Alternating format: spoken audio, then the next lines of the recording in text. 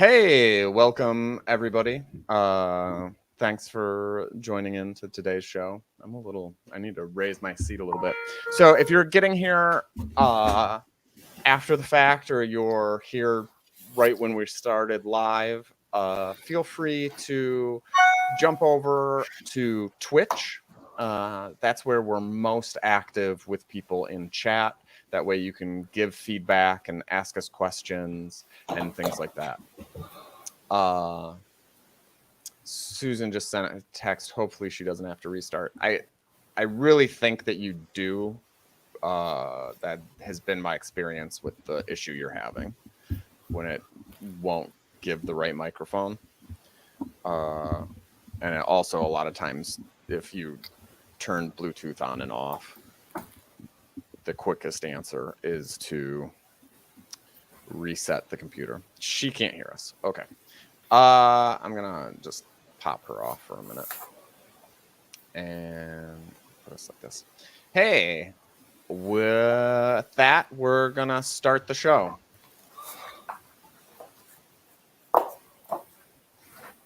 Mac, go right ahead. Sure. Welcome to the workshop show. So we I'm Mac McDevitt, the co-host of the show, and the guy with the real microphone and the fancy headphones is Daniel Andrew Boyd, who's both my co-host and the producer of the show. So anyway, Dan, take us away. I know we're going to do something like different and interesting tonight. Yes. And you've got something cooked up that's unusual. So fill us in. 1 second. I just got a note from Kay. She needs me to send her. I just sent it. You just sent it to her? Okay. Let's see if it works. She's watching on Twitch, so she heard this talk. Hey, everybody. Hey, Sonic. Hey, Kay. I gotta press a button here to get the chat to pop up. Okay. So, yeah, we're going to do the lesson at the top of the show, and it's going to be a more interactive lesson today, like it was last week.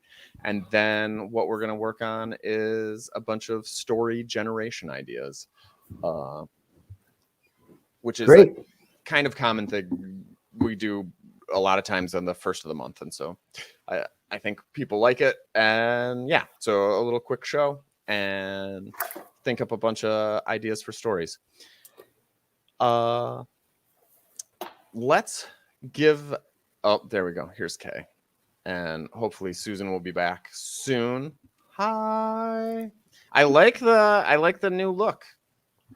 Oh, thanks. Yeah, whacked off some hair. That's always fun. Is there coloring too? Coloring? Yeah. Hair coloring? Yeah. There may be. I sat in the sunshine for a while. Yeah. All right. Well, it looks lovely. And it's good to have you. This is Kay's second to last show that she's gonna do with us. We are gutted. And Susan also says you look great. Thanks, Susan. And yeah, but you are always welcome back, and we'll do a bigger thing on your very last show. In 4-ish weeks, Shweta's gonna jump on and help us out for at least 4 weeks, and we're open if people in chat or otherwise want to throw in their hat. We are looking to have I think we could fill 2 more permanent members, so keep us in mind if you would like that. Yeah, so let's start the show normally. So Dan, do you want to start with your lesson at the top, or do you want to start with the crew introductions? What would you like? Crew introductions. Oh, that sounds great.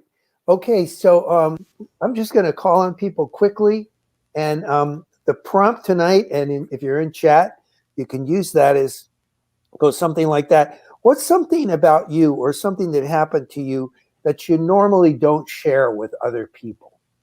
Okay, I'm hoping you're all primed to go. Noah, you're our raconteur and roustabout.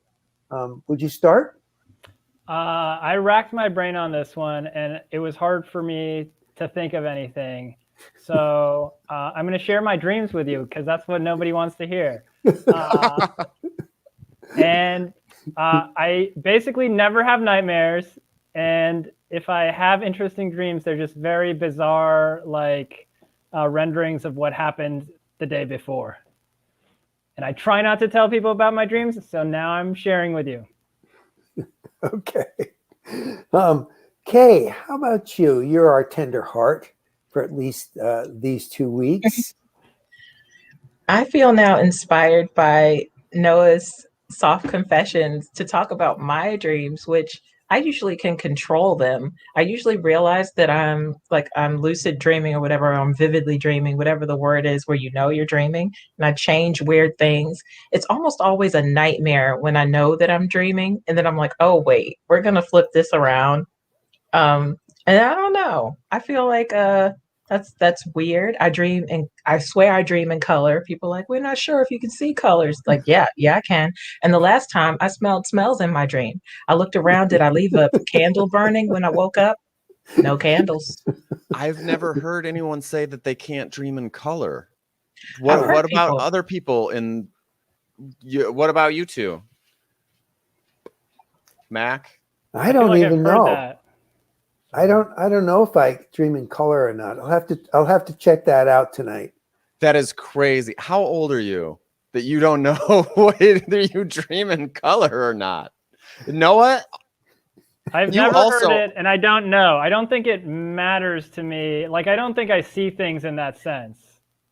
Google says 12% like when you're of walking people. or when you're Google says it's 12%. 12% of people dream in black and white. That's what Google just told me. Oh, I definitely dream in color. Hey, Susan. Wow. Hey, Susan. Can you hear us? I can hear you. Can you hear me? Yes, but you're definitely not hooked up to the microphone on your thing. It's very staticky.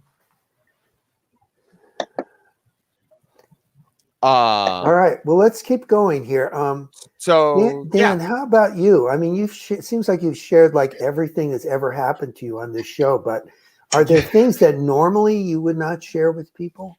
Well, I'm going to say, I don't know. There used to be, and I've become better about sharing it as a badge of honor now that I'm further away from it. But my one claim to fame is that I sold the rights to a movie to Penny Marshall. Wow, that's pretty impressive. Susan, do you have something that happened to you or about you that you almost never share with people that you'd share with us now? Can you hear me? Yeah. Okay. Go for it. So on the dream theme, my reoccurring dream is that I am falling down black and white stairs. And then after dreaming it for years, I finally told my mom, and she said, yes, I actually did fall down those stairs. That's terrible.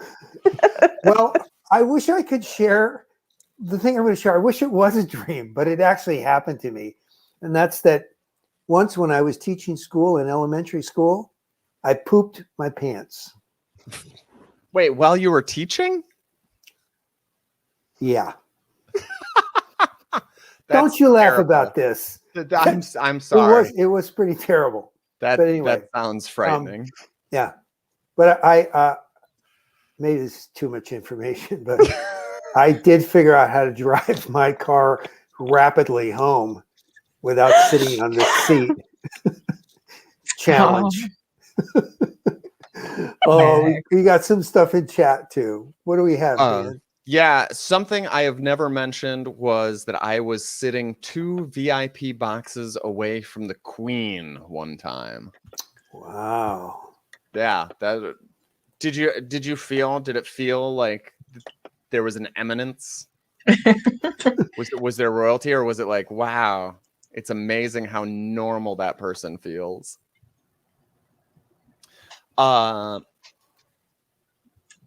Yeah, so that hits everybody. My mother has a story about a kid in her class that she was teaching defecated himself, and she didn't know what to do. God, And I wish she had been there when this happened to me. I could have used her you mom don't right then. you don't because no. what she decided to do was No. it was such a mess and it was getting everywhere that she put the kid in a garbage bag and carried him out in a giant garbage bag. Oh, I'm so glad she wasn't there. Oh my. All right, let's talk about something else. Let's get off this topic. Come on. Okay. So then I'm just gonna jump right into a little bumper after I clean my face up there. We are Storyluck. We are a 501c3. We promote storytelling on our website and Facebook and Twitter and all of our socials. We are at Storyluck. Feel free to follow us. But the number one place we want you to hit that follow button, if you haven't already, is here on Twitch, twitch.tv/Storyluck. And that's all we want from you today. So thank you so much. Number two is every day we teach a little bit about storytelling and writing in general and how that fits in with your life. Today, I'm going to give a little talk that is a bit rough drafty and hopefully get some feedback from these people over here. But it starts off with a story. I was watching this masterclass with David Mamet, and he told this tale about the first play he got on Broadway. And he went out afterwards, and he was just hanging out at the after party in this nice little cafe with all these people, as sort of after party hangout place. And the dailies were coming in, and they were reading the reviews, and they were fantastic. But everybody was looking really morose. And so his dad said, somebody's mother died, and they didn't tell me. Why does everybody look like this? And the producer comes over and he says, well, we're waiting on the reviews. He says, no, I've read all the reviews. The reviews are great. Why are you looking like this? And he says, well, the thing is, the only review that matters is the review of the New York Times. This is early 80s. And it sort of made or broke you on Broadway. And Mamet's dad says, how much do you think that guy makes? And he says, 20 to 30 grand. And how much did you spend on this production? Close to $1 million. What are you, stupid? And Mamet's takeaway is, so that's the Chicago answer. And it sort of stuck in his head. And he comes across like, you know, the thing that moment taught me, I'd had a lot of time to ruminate on it, is, yeah, everything in this life is fixed. Everything's rigged. And he says, you know, there's only two things in the world that aren't rigged. And I'm grateful for both of them. But he never tells you what those two things are. And so right off the bat, I am interested in what people in chat think. I'm interested in what you guys over here think. What those two things are, I really don't know. I suspect I could Google it, but I have not yet. Because it seems like it's got to be a phrase, right? Maybe not. Maybe he came up with it. He was very sort of cynical in talks that he gave in the sort of way that cynical people are, where they're like, I'm not cynical, I'm a realist. There was a little bit of hopefulness involved. And he talked about people asking him how to be famous, which is common in all these master classes. And he said, that's not a race you can enter. That's just luck. You can be good. You can make a living being a writer, but you can't really control whether you're going to be famous or not. And so to him, know what race you're trying to run. The idea of everything being rigged really resonated with me. That's something that I think about the universe.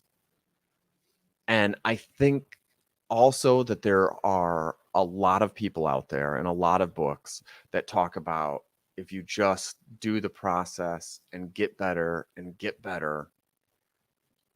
you eventually make it. And I can tell you from my own experience as a person who has created art and who has consumed it, some of the best stuff that I have ever seen in my life, only a few people saw. And distribution and marketing really matters. You can't just focus on getting better and grinding it out. You also have to have an audience if that is your goal, is to make it a living or to make it more than a pastime. That said, with our, philosophy of the 501k, the only thing you need to do is work on it, because that's good in and of itself. You can get complete fulfillment of creating art that you are personally proud of, and you don't need any audience. And at that point, I am just going to throw it over to the rest of the crew and see what they think. First off, there's sort of two things tailing together there, but I'm going to start with that first one. What do you think are the two things that aren't rigged? Or do you say deny that as a premise? I feel like there can be a such thing as two things that aren't rigged, but I would want to know, I would think they'd have to be like internal compass sorts of things. Like when you're talking about Mamet being like one of these cynical people, I would think like your passion isn't rigged. Like that comes from within. You can measure that. You know if that's dissipated. You know how you really feel when you're alone with your work, what you're creating when you're alone with yourself. So maybe passion. I'm going to offer that out there as one thing that isn't potentially rigged. But yeah, in the context of the story, how do you all of these moving parts that you have to get attuned with to make your art visible to other people, that all sounds rigged. That all sounds real difficult to maneuver.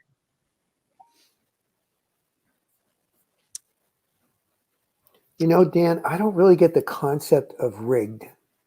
Maybe I missed the point. Right. But so his point was, it was a little bit off of, if you're willing to spend $1 million to put something up and a guy can make or break you, and he's only making 20 grand, if you offer him 30 grand, that'll make you. Like, there's no way that he's gonna have the scruples to be like, oh, I'm gonna write a bad review no matter what. Like, why would he do that? There's no reason to have that level of integrity. He's leaning on it being good anyway, right? So why not bribe the guy? And so it's just the idea that if you look at how people get ahead or what happens, you know, one of the reasons this resonates with me is because recently I had this revelation about all sports, and especially sports that have referees, completely rigged. There's been some scandals recently that popped up, and so we know that there were referees who were being paid by the mob and things like that. There's been some statistical analysis that's that seems pretty accurate. You can see when guys are point shaving and things like that. And just once you reach a certain level, you can miss shots on purpose. And, you know, in soccer, if you're a big fan of the World Cup, you know, everything is penalty kicks. And if somebody's willing, you know, those guys referees don't make that much money. And if you can win $10 million betting on the game, why would you not pay $1 million to a ref to get 10 million? I got it. Yeah. I got it.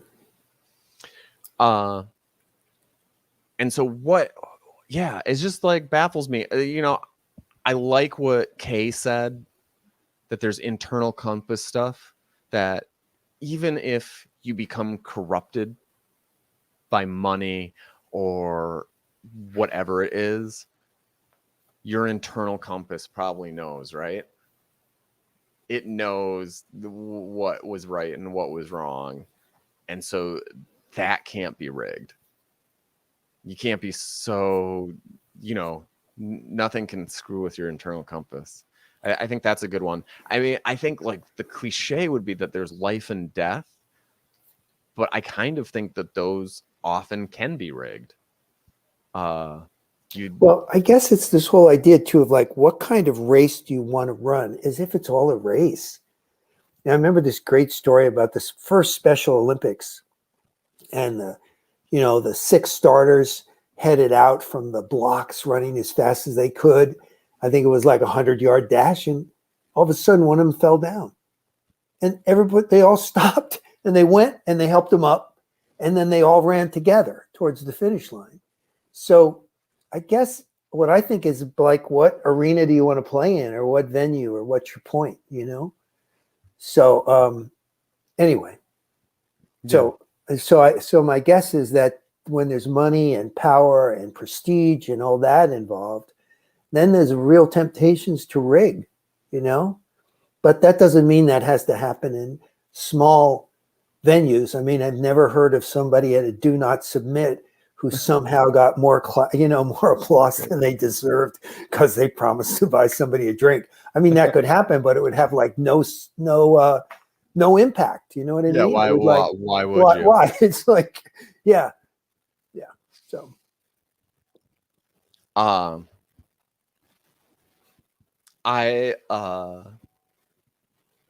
have definitely not at a Do Not Submit, but I've definitely seen gossip threads about other things of that nature, being like, oh, this guy always gets picked.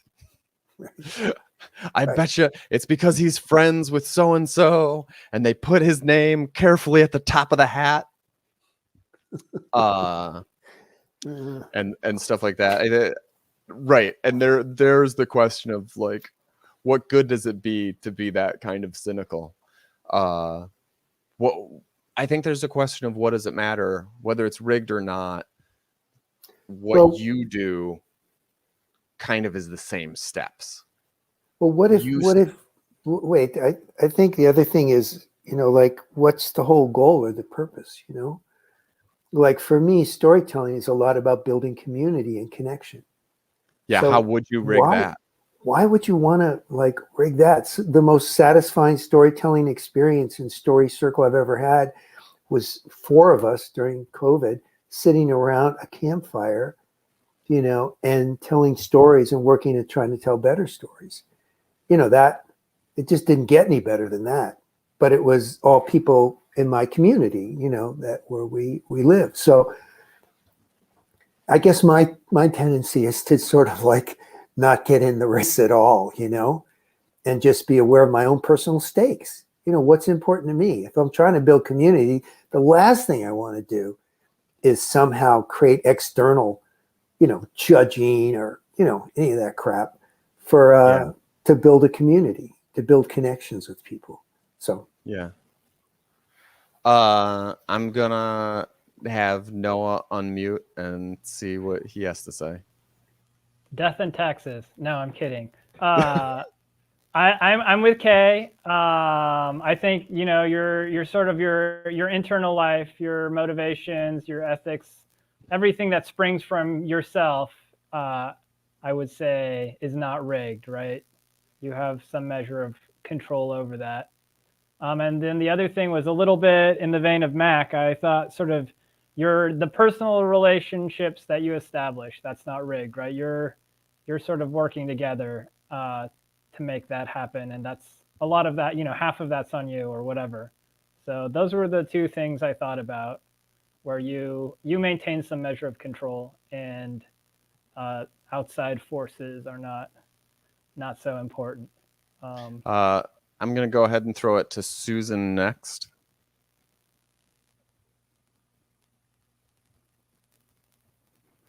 Oh, you're on mute. Maybe I've got to unmute you. There we go. I got you. Yeah, I can't for the life of me figure out what two things in life aren't rigged. Yeah, you're with me. Everything.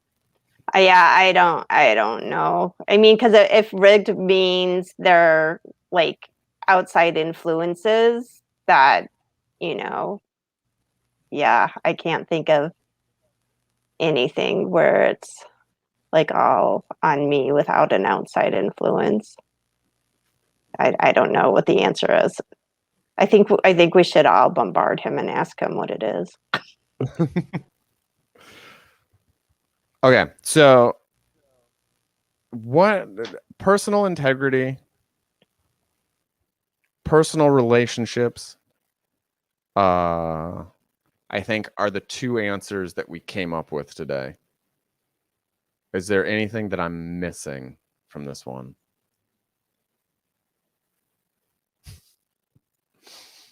That anybody thought that they said or they're thinking about? A couple people just jumped on, and what we're discussing is if somebody told you that there are only two things in this life that aren't rigged, what would you think that those two things are? And our answers were personal relationships and personal integrity. And I like that. Law of physics. Yeah, right? Gravity might be one of the things. about a mother's love. Oh. I mean, you could really argue that one, but yeah, how would you rig it? Your parents' love. I don't know. Okay, so yeah, I brought up the question. I think it's an interesting thing to think about, and I do like the place that the conversation took. Like, what does it matter? And if it's true that things are rigged, how would that change your life? How would you live it differently? And I think that the answer is you really wouldn't live it that differently.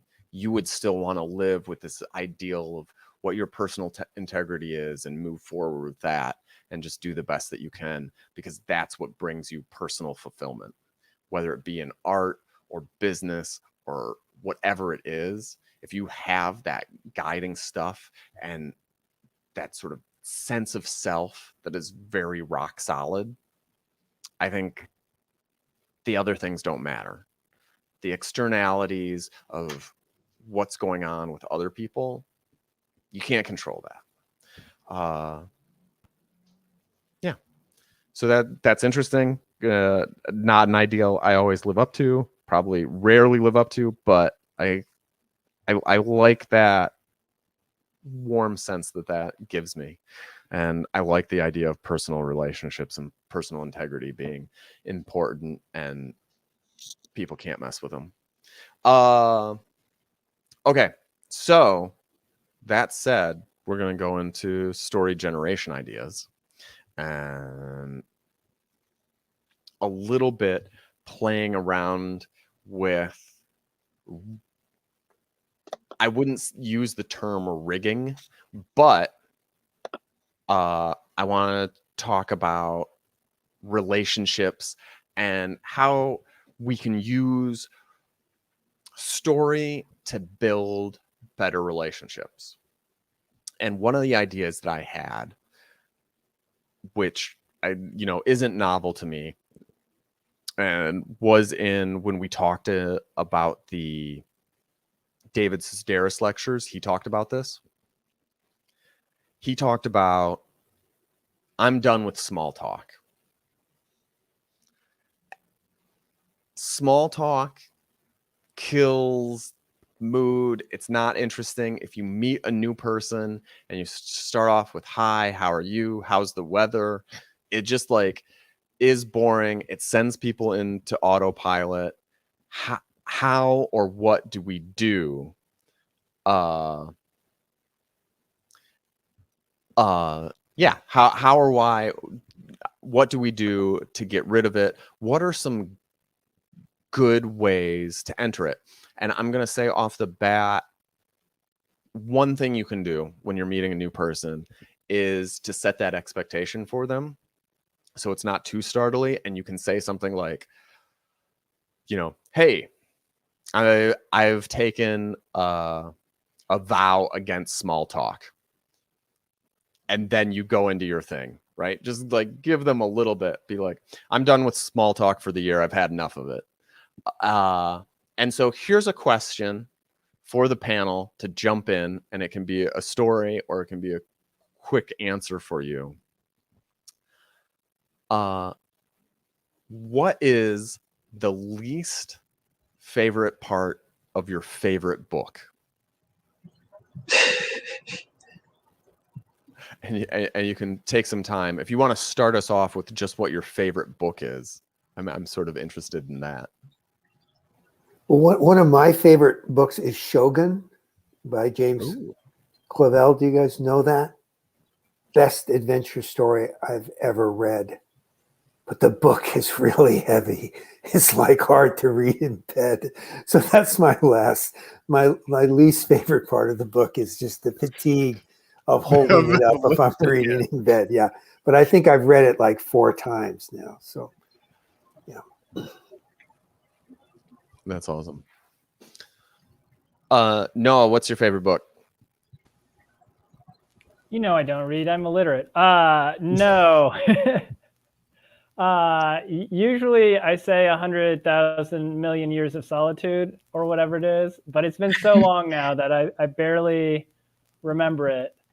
But I'll say I really enjoyed Kafka on the Shore when I read it a few years ago, but that has some very uncomfortable things in it. And so I found it very hard to read. But it paid off in the end, I think. I can see you really into 100 Years of Solitude because it's got those, it's so surrealistic and has those small town, sort of small village weirdnesses and visions. And I can see, it, reading that, loving it. Kafka on the Shore was turned into a play, and I believe it was first put up here in Chicago. They do the premieres for all of Murakami's stuff here in Chicago. And I went to see that one, and there's a scene where they kill a cat. And it's very ridiculous the way that they do it, right? There's a human playing the cat, and they sort of pantomime disemboweling this person. There's no blood or guts or anything, but there's a character in that book who dissects cats. And what they said was that people walk out every single time. They just can't handle it. And the lady was like, you know, we've had like brutal rapes, murders on this stage. We've never walked anyone like this play walks people when they kill a pretend cat. And there's just something about animals that they're so helpless and innocent in our eyes. Like, they don't deserve it. There's nothing they could have done. A kid could be, you know, a brat. Who knows? Right? You can come up with something. I've met some kids. That's terrible. Kay, what's your favorite book? You know what? I don't have a real favorite book. I enjoy reading across so many different genres, and I don't know how many books I've really read cover to cover multiple times. But I will say that Toni Morrison's books have challenged me so much and have been some of the most rewarding pieces of literature I have ever read. She brings you into the lives of characters like you could hear someone breathing next to your ear, you know, but you're reading it. And so if anything ever happens to one of those characters, you're like ready to fight someone on their behalf. So I would say that that's the best and worst part about it. It's like she's so compelling that when something happens to the character, you're like, gotta let Jesus take the wheel. Yeah. Susan?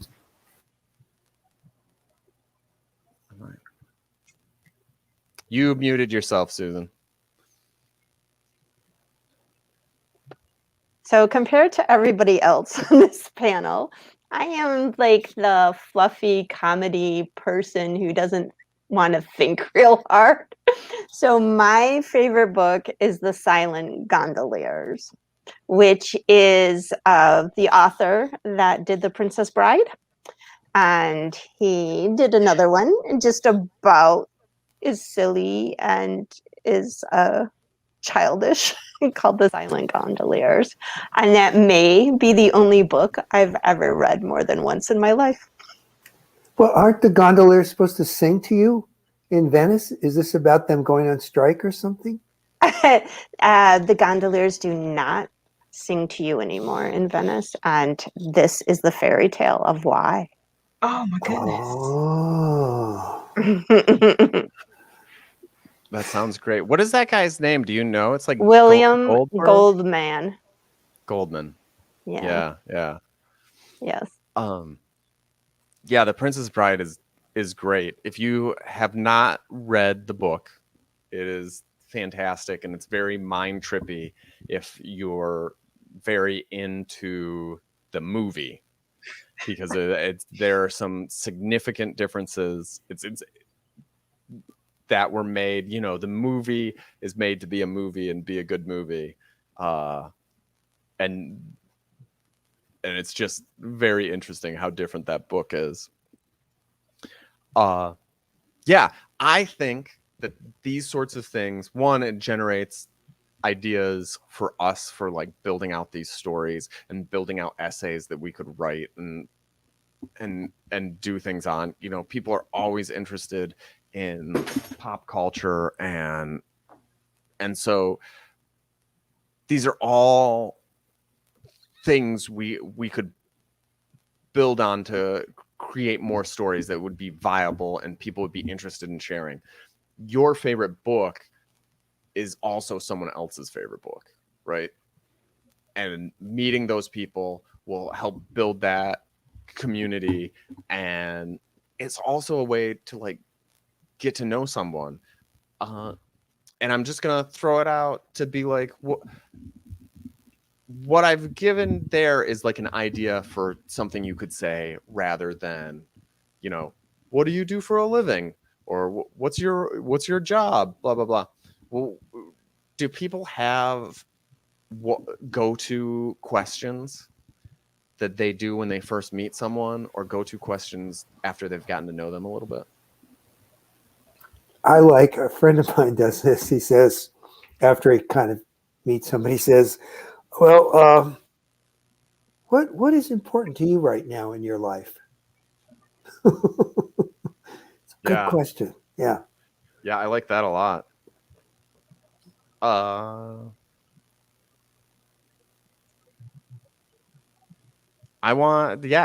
Jump in with the answers. Well, I'm pretty rude, and I just say, "Did you get vaccinated?"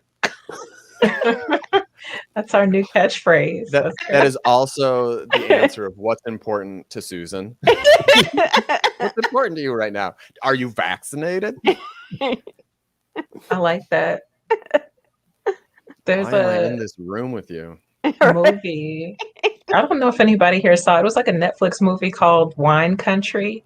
And it was as though like Maya Rudolph and some other SNL alumni put this movie together, and it was like a spin-off of like these wine movies like Bottle Shock, or there's a couple of wine movies where it's like ridiculously fun, but they add in like almost like a buddy road trip, Sideways, road trip, Wine Country. Just these women go to wine country to celebrate somebody's big birthday, like the 50th or something, and they come up with the phrase, things we say now. Heck yeah, Tina Fey. Tina Fey was all in that movie. The things we say now. And Susan, I'm gonna put that in my repertoire now. It's like, so you vaccinated? It's like, you come here often? What's your sign? You vaccinated? Like, that's a Hall of Famer right there. Yeah. Something that I'm gonna be asking people a lot more when I find out how to connect with the outside world again is gonna be like, what was the best part about the pandemic for you? Because we can all point out something that was like, or still is, pretty dreadful. Yeah, like did you gain anything? Did you gain anything? I'm gonna be sappy. I'm gonna be so sappy that I highlight myself. You guys, and doing this show with you for the last 6-8 months, year that it's been that we've been putting this together and meeting every week has seriously been an aha moment for me. I love doing it. I love hanging out with you every week, and thank you for being here with me. Aww. Thank you, Now I've stolen that so no one else can use it. To jump on Kay's, I actually had a job interview last week, and they actually said, what did you learn about yourself during COVID on the job interview? That was the question on the job interview. So. Well, what'd you come up with? So I learned that I don't like to work from home. I was like, I did 7 days at home, and that was it. And then I, wrangled my way back into work. It's like, I need the structure. Hear that? Okay, I'm just going to put some free game out there, y'all. Buy Starbucks stock. I don't know if we're going to have to edit that out later, Dan, but I mean, just think about it. How many people want to just sit in a cafe, not their house, look at random people, but never talk to them? And just the smell of coffee, it's got to go up. I think that's a solid bet. They've done pretty well during this, and I think that they will continue to do well. That makes a lot of sense to me. Yeah. I actually tried to go into Starbucks Saturday before tax work, and I turned around and ended up going to McDonald's because of the line at Starbucks. See? Wait, I have to point this way. Thank you, Susan. So Noah, I gotta admit, given that 100 Years of Solitude is your favorite book, and that we've had like 400 days plus of solitude, and you don't keep anything from anybody, like how do you keep from just having a small talk conversation? What do you pop them with? First of all, I love small talk. I think small talk is great. And And also, what do you do? What do you do is the best question, because people always have something to say about their work. I mean, and then you can go to their values. Why did they choose that work? Or, whatever. What would they rather be doing? So I don't know. I'm a big fan of small talk. And also, I just want to know all those things. I don't know what you do, what's your job? Yeah, that's interesting to me. I think that says a lot about you. Yeah. Well, I think you're really onto something there, because I think if you're honestly curious about the person you're with, then small talk starts to evaporate, because you really ask those kind of questions. What do you like about it? What don't you? You go from there. If you're genuinely interested, and I find that's when people get interesting, when they're willing to share kind of why and what and how and that. Yeah, kind I of think stuff. that's a good point. That would be sort of one of my complaints about small talk, is that it feels, when people do it to me, like they think I'm not interesting.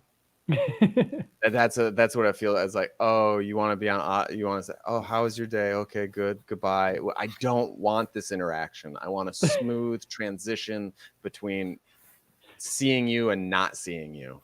That's what that feels like to me. Yeah, there's a little bit of that. Yeah. But I think Yeah. that's you need that. A lot of people need that. I don't always want to talk to people. I'm offended sometimes when people come and talk to me. I'm like, I just got to go through my life. I don't have time or desire for this. There's this really beautiful writer that I went to college with, Barbara Hartgrove, and I don't know what she's doing now. She went in to be an editor and was in like Macmillan or something like that. But she wrote this story about how she was one of those people where she gave off, unbeknownst to her, this sense of, I don't want small talk. But she's like, that's not me. I want the small talk.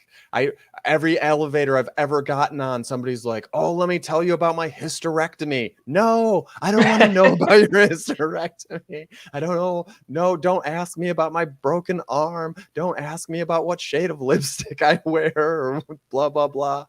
No, I just want it to be silent.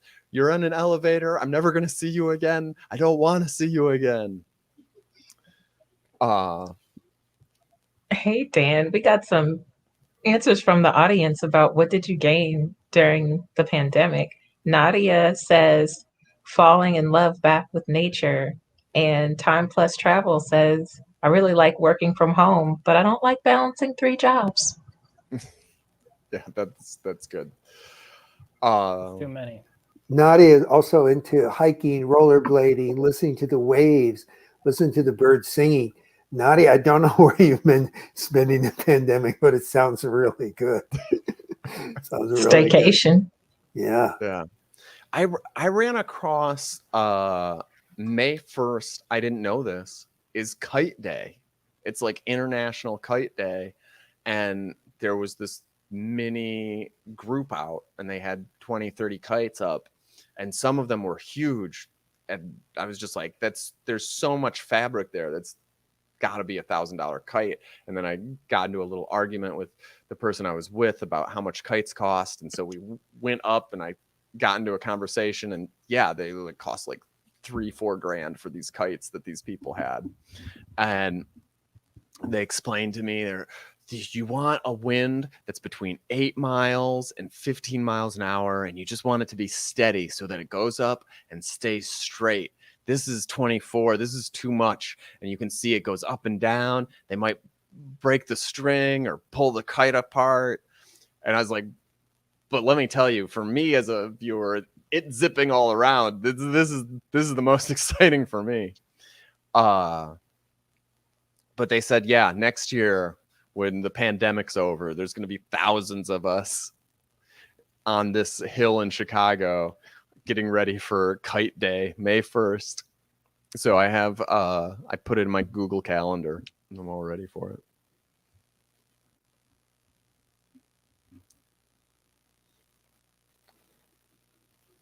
Yeah. I like that stories beget stories, and this natural back and forth flow of conversation that gets created when you're truly listening and you're not waiting, for the person to finish so you can get your edit, your little point across or things like that.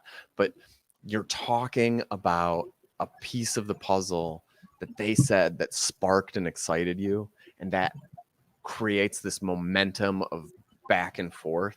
I think that's a lot of what we're talking about when building a storytelling community, or people who listen with this delight and sort of joy, and that joy just bubbles up afterwards. And hopefully you can sort of see that in these mini exercises that we're doing. Noah, did you? I'm gonna pressure you on what's your silver lining for COVID story? Google Hangouts, Zoom type of reconnecting with all my friends that have spread out to opposite coasts. We do like a hangout every Thursday with everyone who wants to join, and there's a couple of people that feel like they've rejoined my life because I see them every week, and now we talk on the phone more often too. So just reconnecting. Very cool. All right. So my next little exercise is a question of, do you have a go-to story for a first date? And if not, you should have one. This is what I think. What's your great first date story? Man, Okay, I thought for sure that this was not going to be a stumper, and everybody was going to be like, oh, this is the one I always bring up. Well, generally, I just like to tell people how terrible I am and how they shouldn't date me. That's my go-to. You know that, Dan. How am I scoundrel? Can confirm. The other thing that Noah does, because he's already opened himself up here, is that he'll talk about like the awesome things that he works on, but make them sound like just the worst. Oh, I haven't been working on anything. I have this project where I barely put any effort into it, and 100 or 1,000 people are going to show up and run around the city, and I could be doing anything else with my time, but I'm just like blowing it on this thing, blah blah blah. Oh, really? Do you know, I also I work with these kids, but I'm not really good at it. Yeah. Yeah, you're very welcome.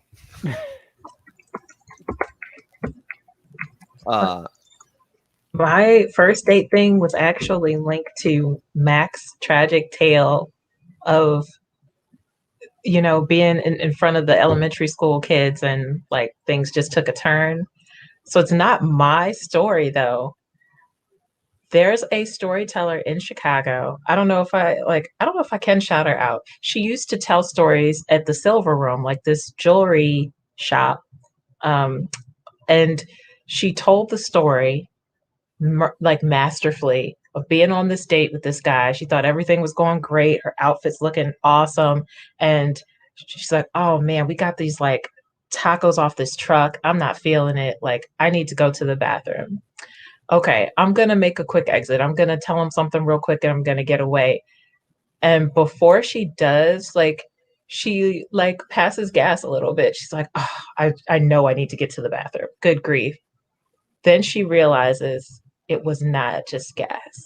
And I was like, oh my gosh, watching her tell this story, I was like, how does your date survive this? Like, what happens next? And she told a great story of the logistics of this. Like, she kept her front to this person and like decided to get out of this situation.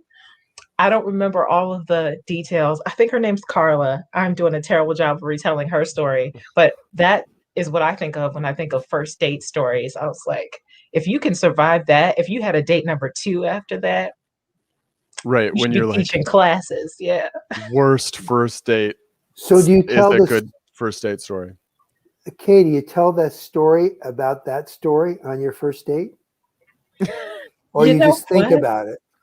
I like first and last dates. Like, oh, it was nice to meet you. Bye.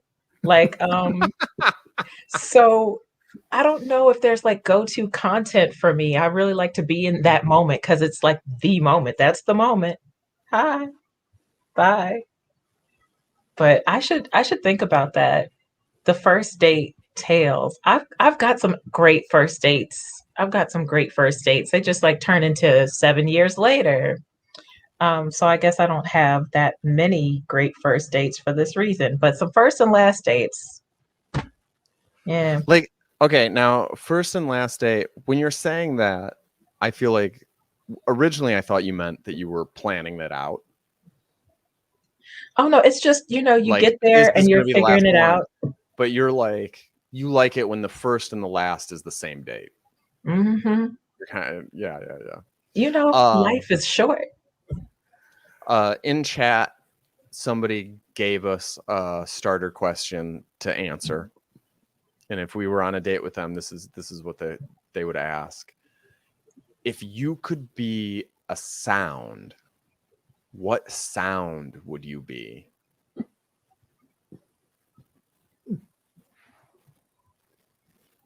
Who said the sound of rain? I'm reading that. I don't know who. TJ. Oh, word. TJ likes the sound of rain.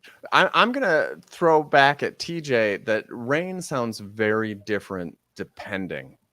Right? Are you the sound of rain in a snowstorm, in a thunderstorm? Dan. Are you the sound of rain that drops and trickles? And the next question, I think this is a really good one. And why? Why are you that sound? Yeah, Mac. No, I was just going to say, he said the sound of rain in a snowstorm. I guess that's possible. But Yeah, sometimes it's raining, snowing. But what I'm thinking is maybe TJ means, like a thunderstorm. It starts with those little patters and then it builds and it builds. And then this incredible downpour. And then this kind of that end, So who knows? That's how I think of TJ. I When I was think gonna of TJ and I'm like, what sound would he be? If you would have asked me, I'd been like, thunderstorm, and it's the whole thing. Just the little tickle. I'm worried, and then the rainbow pops at the end. Yeah. Yeah. I think probably those kinds of questions. I mean, Darla and I've been together 40 years, so it's been a while since I've had a real first date. But I think those kinds of questions are pretty good. If you were a deadly disease, what kind of disease would you be? Or if you were a skin infection, like what kind of skin infection would you be? I better like if you were a running water like a brook, what kind of if you were an embarrassing situation, what kind of embarrassing situation would you be? I guess you could really work that pretty well. Yeah. I like that embarrassing situation. What embarrassing situation would that would be good. For sound, I don't know 100%, but I feel like I would be my dog giving us a sort of, he gives this sigh that's just like a content, of course the world's like this. And he just goes, and it's sort of like this, like, something was stressing him out and the stress is gone. And then at the end, it's like this contentment, like, yeah, gonna take a nap. Yeah, I think the sound that I would want to be is walking through snow after it's snowed and it's all still and quiet and all you hear is the crunching of the snow. Crunch. That's what I'd want to be. I'd probably be something loud and obnoxious like a blue jay or a crow That'd be sort of my nightmare. Yeah, I would not want to be a loud, obnoxious bird. So how about you, Susan? What kind of sound? Like the sunset calm waves on Lake Michigan, just lapping up onto the beach. Well, it's a really good Time- question. I just want to say, so for me, I just figured out what it would be. Yeah. It would be that time when the wind is like gusting and the trees are kind of whoosh. That would be me. Yeah, that would be my sound. Kay threw hers up in the chat. I'll highlight it for us. And then here's one that apparently I popped off to Time Plus Travel when I first met her. And the question was, can you still like an artist's work after you find out something terrible about them? And that's a skill that I want to have, but I've had trouble with. I want to be like, I can compartmentalize this, and I think that there's some level that I can like be like, it's not like I idolize these people and I want them all to be saints, but if they do something bad enough that they get into the newspaper, I'm like, I can't partake in your art anymore. It's too public for you to deny it and dance. It's in the newspaper. Yeah. Yeah, I just watched the movie Together, and they actually did that scenario in the movie, and I liked the one character who was like, yeah, that's right, I watch Annie Hall, but I get it from the library. I'm not giving them any money. That dilemma has been solved. There you go. I've seen people say stuff like that before. Yeah, but I only BitTorrent it now.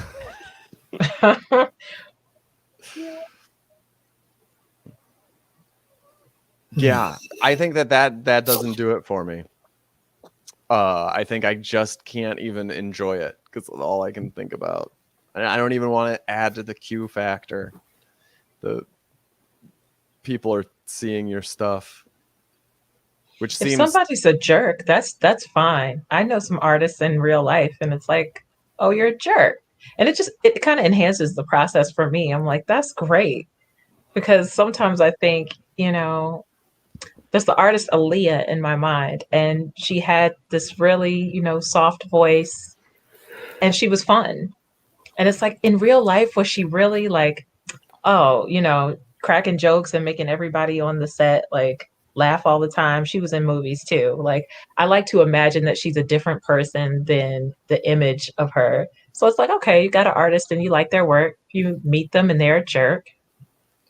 That's great. They've got dimensions. We all have a shadow, right? yeah. I think it can enhance it for me if I do find out that they're like saints. I'm like, oh, that makes it even better. So you like when you meet an artist and they're awesome. They actually are cool people. They're really nice.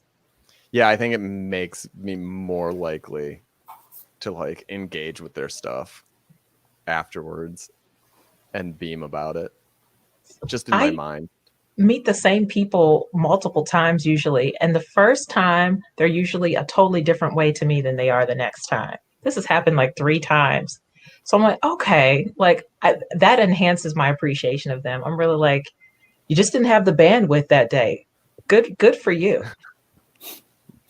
Right. We've all been there. People can't be on it all the time. I think that's very empathetic. Yeah, I want to know as little as possible. That's best for me. Just the work by itself. Yeah, so the spin on the question of what's your go-to story for and I think that would be a fun episode in the future, is for us to create stories that are good date stories and talk about what would it be like what makes a good date story. I think Kay was correct. She pointed out good date stories are bad date stories. People love hearing and talking about bad dates. And it sort of highlights like nothing, you're off the hook. It can't be as bad as, what she talked about in her story. But if we spin it around, what's a question that you like to ask people on first dates?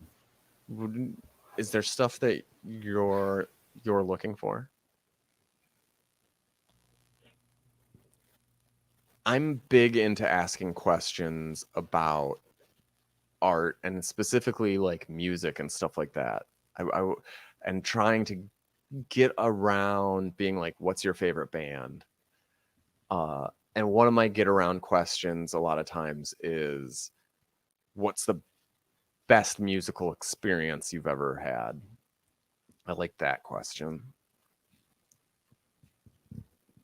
And sometimes people take it very broadly. Does anybody have a question? Or can they come up with one right away if we put them on the spot? I like to find out about people's families. That's what I like to know. Did you have siblings? Did you get along with them? Yeah. Is that how you phrase it, Noah? I don't know. Do you get along with your siblings? I think first I just ask how many they have, and then I go from there. It all depends on the answer, what I'm curious about.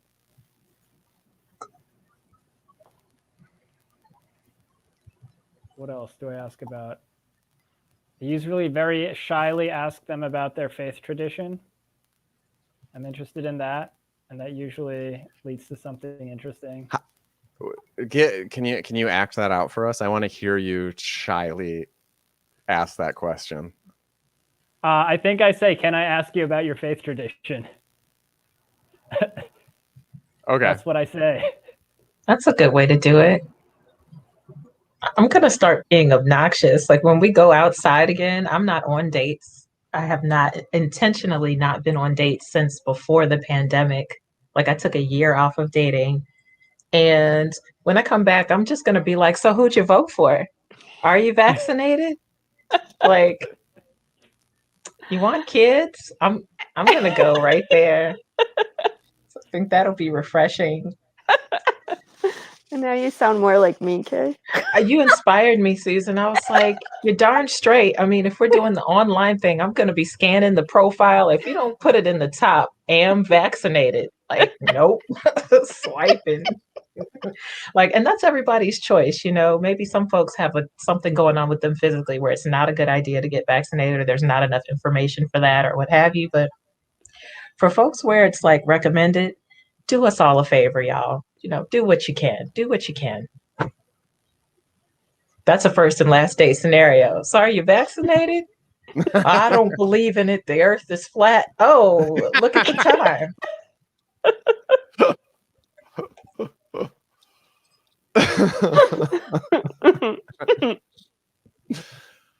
I feel like there's a lot of subtext to that question on a first date, though. I don't know. Maybe I'm wrong about that, because I see it on like people's profiles.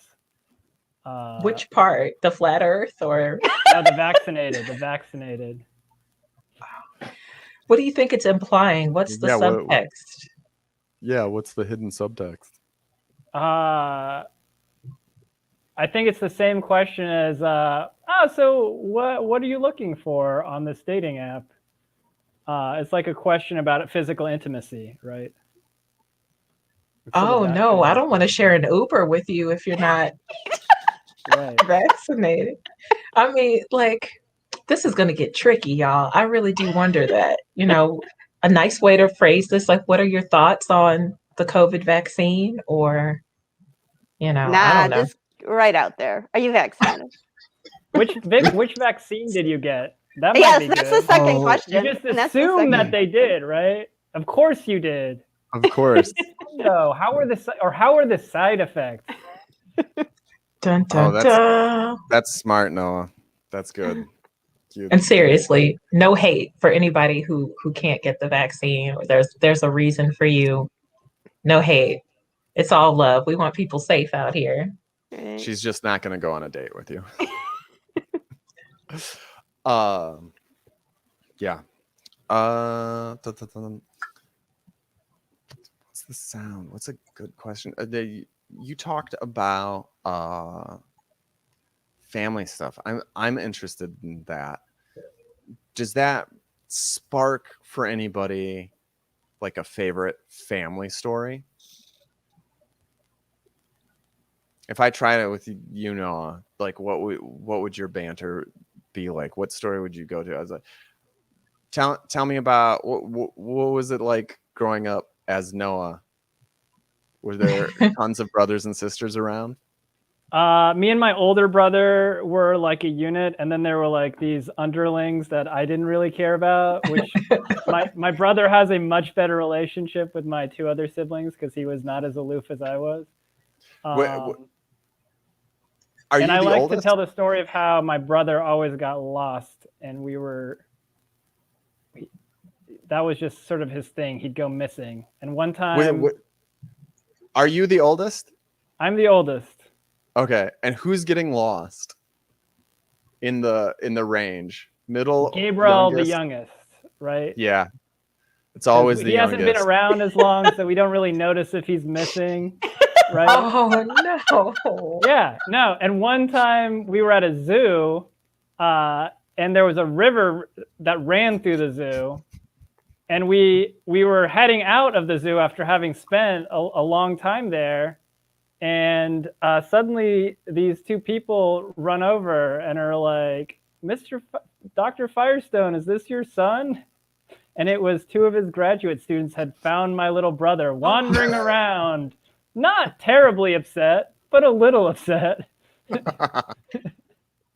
Did the river have something to do with this? Was he traveling in the water? Well, it was a very fast-moving, unguarded river, so he could have easily drowned had he fallen in.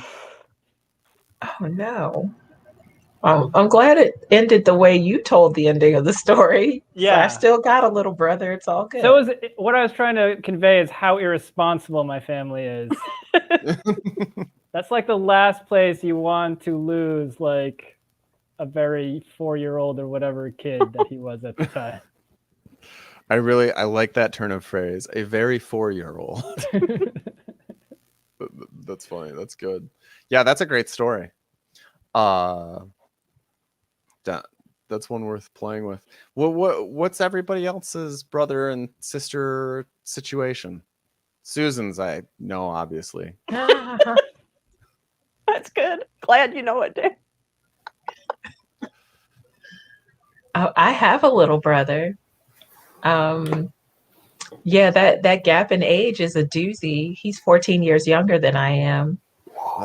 Yeah. And my mom told me to my face, she was like, yeah, I was waiting to get that built-in babysitter effect. So no, you were asking about a sibling a while back. What was it, 5-10 years? It was 14 years ago. Yeah, but it's been working out. It's like the older he gets, the more we can talk about all the various things in the world that are on our minds. But yeah, I miss some critical years. Like, that makes me a little bit sad, but I hope we're making up for them. Yeah, that's something good about the pandemic. We all sheltered in place together. TJ is throwing out that as a middle child, he was left at a store once or twice. Also, you know, the truth might be that children are small and hard to keep track of. And they move on their own. It's crazy. Yeah, really. So it's a ridiculous situation. Yeah. So I was a middle child. I say I grew up sandwiched between my older brother Jimmy, who was a year older, my little brother Johnny, who was 2 years younger. And what I tell is about how my older brother Jimmy, he he was like hard to play with, hard to get close to. He was bony, you know, like if you tried to wrestle with him, he'd just poke you with his elbows or hit you, you know. Whereas my little brother Johnny was just really a sweetheart. And he'd snuggle with me, and we'd like go up into, we shared a bedroom, and we'd go up and pretend we were squirrels, and that we would get under our blankets and sort of curl up in that fetal position and then sort of chatter and squirrel talk to each other. And we pretended we had our tails like wrapped around our heads and over our noses. Two very different brothers. Yeah. That's a sweet little story, and I think that's where we're gonna end it for tonight. I'm just gonna say a few words about this exercise and storytelling and thinking about the different places that we use stories.